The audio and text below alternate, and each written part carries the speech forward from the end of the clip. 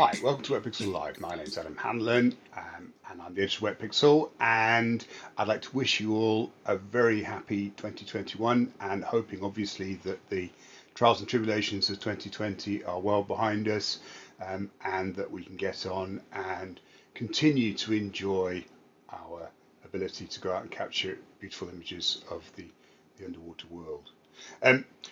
I thought it might be worth just doing a quick Wetpixel Live episode about some of the housekeeping things we need to do at the beginning of the year. These are primarily to do with setting up software, setting up your dates on your cameras, all that kind of, just a few reminders, general reminders. Now, important to stress, obviously this is not, we don't set out on this to try and create tutorials about how to edit images or anything else. If you want those, the place to go is goask.erin.com. Erin Quigley and Joel and Jen Penner do a wonderful job of explaining the intricacies of how to use Lightroom and Photoshop and Final Cut and Premiere Pro to actually do a really good job of editing. And I would suggest they're a really good resource for anyone that actually wants to get into the nitty gritty of image editing, and in fact, indeed, the nitty gritty of how to use Lightroom, how to set it up, how to get it going.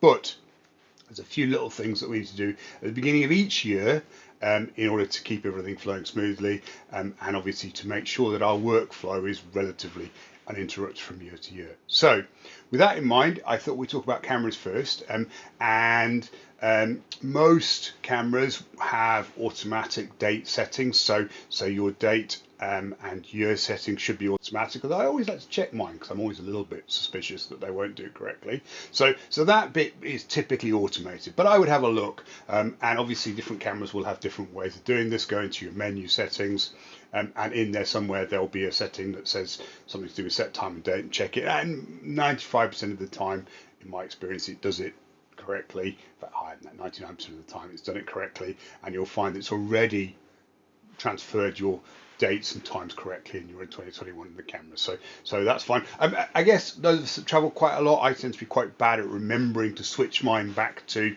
the correct time zone, and so it may be worth this, maybe a good opportunity just to check to make sure that you have got it back on the correct time zone. So nice, simple, straightforward thing to do. Obviously, again, it varies from camera model to model, and the Wetpixel forums, if you're stuck, Wetpixel forums is a really good place to discuss this kind of technical information. There'll be people on there that have similar cameras, and certainly if you have a Nikon or Sony cameras, I can probably help. But let's take that discussion onto the forum, and I'm very happy to try and answer any technical queries that crop up. Most cameras also have the option of adding a copyright statement into the metadata. And this has an advantage in that obviously it embeds it straight into the image metadata, so you can't forget to do this. So no matter what steps you do in your image processing engine or what happens with these images afterwards, there will always be some kind of copyright statement within the actual metadata of the image when you pull it off the camera card. And now, not all cameras have this, and most of the more kind of pro-orientated bodies have it. But again, consult your manual or ask on the forums if your particular camera model, if you're not sure about this. However, the big news about this is this will not set automatically. So what you need to do is you need to set this manually. Now, obviously that's for each camera that you're using. There's no way of doing it multiple cameras at the same time. They don't network together yet, unfortunately. So you'll need to go through and obviously set, if you've got a copyright notice set in your actual metadata on your camera, you'll need to now set that obviously to 2021. And that, as I say, it's a manual process. Again, as with the date process, please, if you're struggling with that, drop a post onto the Wetpixel forum, and I'm sure that people will be able to guide you as to whereabouts in the menu it is on your specific camera. But obviously quite an important job to do. So yeah, first of all, check the dates, should be right, but just in case. And secondly, you will need to change the copyright data. Bear in mind, the copyright data, I believe, needs to have a date attached to it. So it's quite important that obviously your 2021 images have 2021 attached within them somewhere. So I think that's an important step, not an important step to do. So that's something else.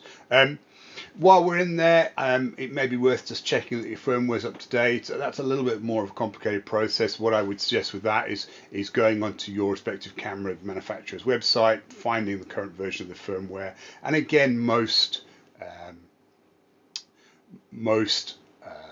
cameras have an option in the menu so you can see which version of firmware it is. In general, firmware is fairly stable, not 100%. I'm not sure it's always a good idea to update firmware immediately, particularly if you've got some kind of application critical shoot coming up. You know, you're planning to travel a trip. You don't want to get out there and find the new version of firmware actually doesn't work, and hence your camera's not working as it should, and now be stuck in the field trying to roll back firmware and stuff.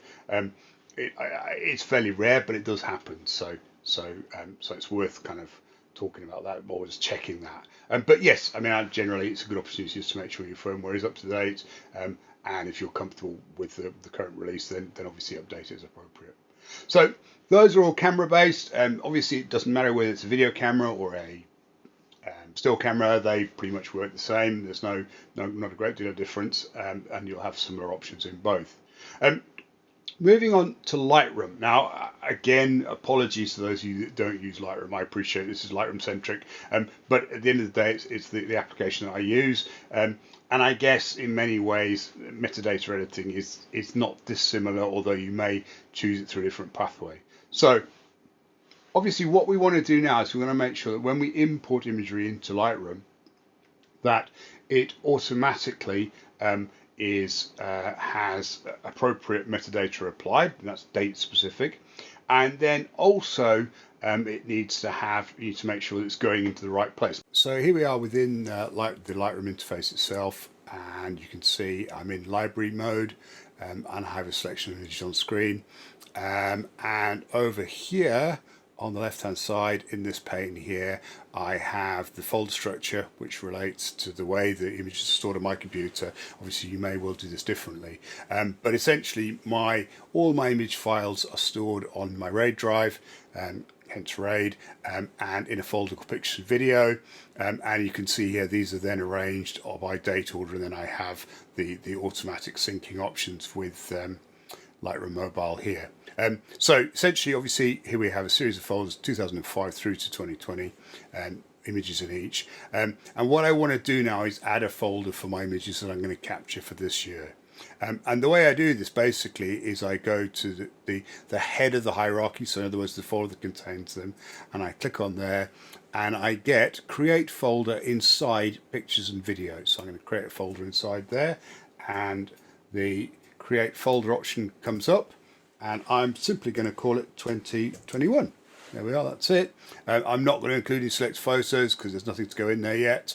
And I create, there we are, and there is my 2021 folder already sitting there within my folder. So that's actually created a folder on the hard drive as well. So if I go into the Finder or the Windows Explorer, you'll find it there waiting, ready to receive images when you're ready to start importing them.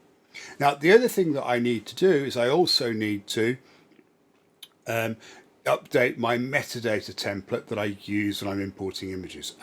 And the way to do that is to go import photos and video, and that'll open up the import window. I'm not actually planning to import anything at this time, but what I want to do here over on the right hand side, I've got apply during import. I'm not going to develop settings aren't relevant, but here I have a metadata template, and although you can't read the full thing, my current one is we can read it there. Current one is Adam Hanlon, copyright 2020.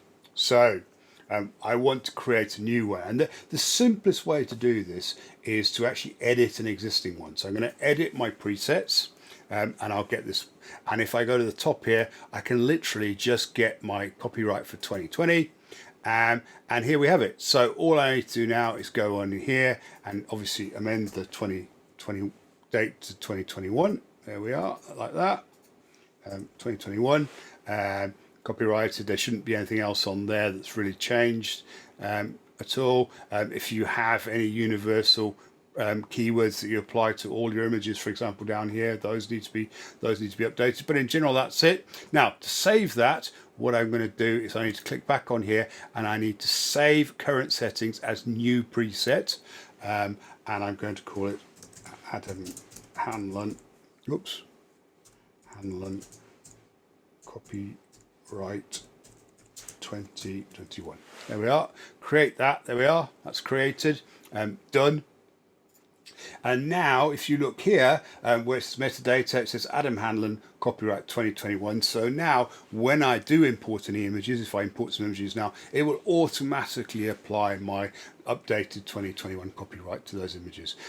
Now again, just to stress that these metadata templates, if you have multiple catalogs or you have multiple machines with different catalogs on them, for example, you would need to update them. So certainly, if you have a travel catalog, for example, you would need to then create a 2021 metadata template for that one as well. However you work your workflow. Suffice to say that if you want Lightroom to automatically apply the 2021 copyright information, you need to make this change in your folders. Okay, so that's a little bit of housekeeping for the beginning of the year. As I said at the beginning, I really hope that 2021 is an easier year for us all, and that we have a better year.